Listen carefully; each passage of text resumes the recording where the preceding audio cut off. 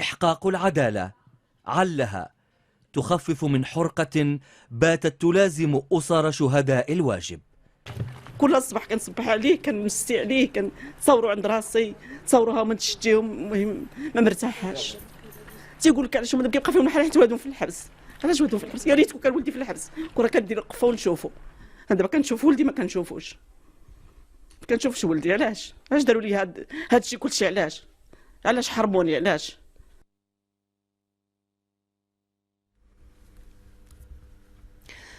أسدل الستار مساء اليوم على منتدى ميديس بإعلان طنجة الذي يثمن توصية قمة العمل الإفريقية المنعقدة بمراكش، ويدعو إلى تسريع عودة المغرب للاتحاد الإفريقي من أجل إفريقيا موحدة مزدهرة ومتطورة. وكان اليوم الأخير من المنتدى قد تطرق للعديد من المواضيع المرتبطة بقضايا الأمن ومحاربة الإرهاب. زكية بالقاس، شاب زريوح وحمزة السيح.